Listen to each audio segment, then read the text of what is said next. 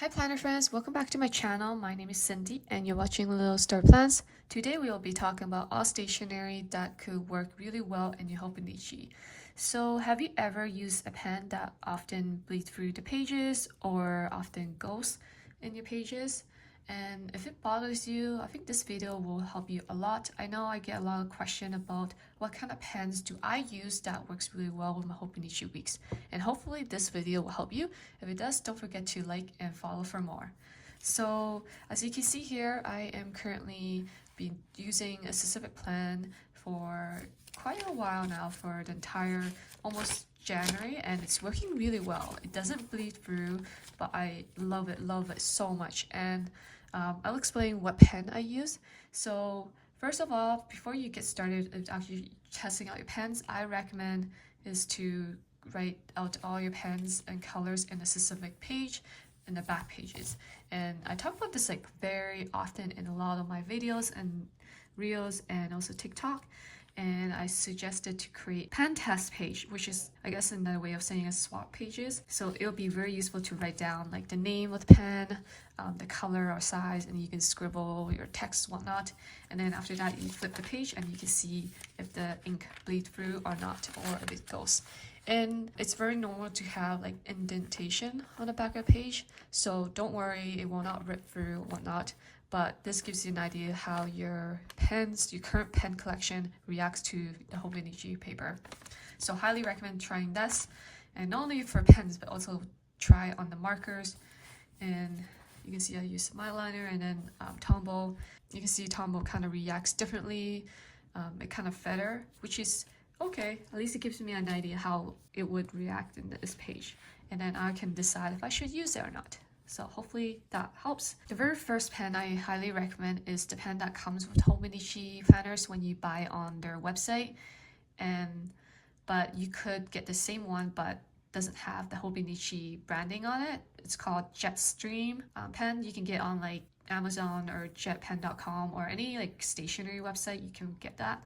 And this is very nice because you don't have to wait for it to dry. You can highlight it right away. So it's like, this is a great pen for everyday use. So I highly recommend Jetstream pen or the Hobonichi pen that comes with the planner. The second pen I recommend, but also be cautious about, is the Muji pen. So you can see here, I already have colored and I have tested 3 colors, the black, dark blue color, the black, and the light blue color. Flip the page around. You can see that the dark blue color is kind of bleeding through the page. And so now I know that I'll have to be careful not to use that quite often. Or if I do, I have to be okay with bleeding through, because I don't know, for some reason that specific colors tend to bleed through a bit more than the rest of the color. And I know that others have used Muji in their planner and they had really good success.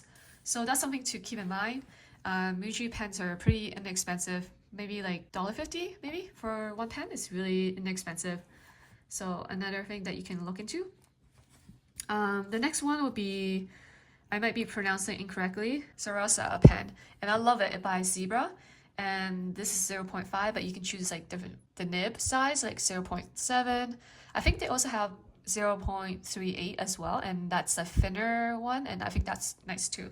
Comes in different color, but here I have like a black color, brown and purple color, and I think that is 1.0 size. And then if I flip it around, this is what it looks like. The next pen I recommend is this one here. It's called Uniball Signal RT. And I think this one is the size 0.38 nib size. And it writes so nicely. So I'll give you an example. Here is my current other planner, my common planner, and currently using this pen in this planner. And it writes really finely, but I don't mind it actually. And here's comparing my fountain pen. I actually don't mind it. It looks really nice. So I highly recommend this pen as well. It's very easy to find. You can find it everywhere, anywhere. But I guess I'll link all the pens in my description below, so you can quickly access to them and you can get them if you like. So Uniball Signal RT is one of my pen that I recommend. Oh yeah, this is another Uniball Signal DX 0.5. So these two are like same family, almost same family, but they're different. So this DX and RT, but I recommend the RT. But I know some people enjoy the DX, but I recommend RT more. And then, so the next pen I recommend that I use that like almost the entire of January is this pen here. I got it from Japan. Last year I went to Japan. I'm not sure if you know. I went to Japan. Long story short, I went to lots of stationery store and I found this. This was like one of the pens I bought first thing in Japan. This is called the Friction Zone technology. And best thing about this is that you can erase your writing if you made a mistake. So it comes with the eraser bit at the back. And when you write, you can erase right away. And I love that because I make mistakes all the time in my planner. And I could always erase it right at the moment. So give you an example how that looks like. I guess this will be a good example. So a lot of times when I'm using friction pen, I find that their ink is very faint. This was like many years ago. But as time goes on, I guess their product gets improved over time, and I found that their ink is a little bit has changed. So like as an example, this one has changed and it becomes more darker, more vibrant compared to previously. So I really enjoy the way it looks. It looks dark. I can erase it if I make a mistake. And one thing that I will warn you guys about if you do get a friction pen or a pen that can erase is that it can react to heat. So if you, for instance, if you put your important planner in your car and your car is like heating up, some of the ink on your planner could potentially be erased from the heat. I heard that can happen. So just remember that if you have very important information, I don't recommend using this pen to write down important information like, I don't know, like information about your health or like financial situation or like time appointments or whatnot. So anything that's not really important, you can use this pen. Or if you don't mind it being disappear one day and you have no problem with that, then I recommend this pen too as well. Just keep in mind that it does react to very hot environment. Your information will disappear. But I heard some good things that where people actually put their planner in the freezer and somehow the ink will appear back. I don't know. I personally haven't tried that yet, so it's something you should keep in mind about, I guess. If that ever happens, that could be your backup plan. So I hope that helps. This is another pen of my favorite of mine. Some of my audience have asked, what kind of markers do you recommend using in this planner? And my very, very first highlighter I really recommend to anyone that's getting started and wanted to use marker to add some nice colors in your spread is the My Liner. And it looks like this. And I recommend this like very often, like all the time. My liners is like my favorite. And I basically got all the colors. Anyway, so this is also by the brand of Zebra. And it comes in 2 ends, and the left side, I guess depending on where you're holding a pen, but one of the side there here is the bold nib, so then you can like highlight directly.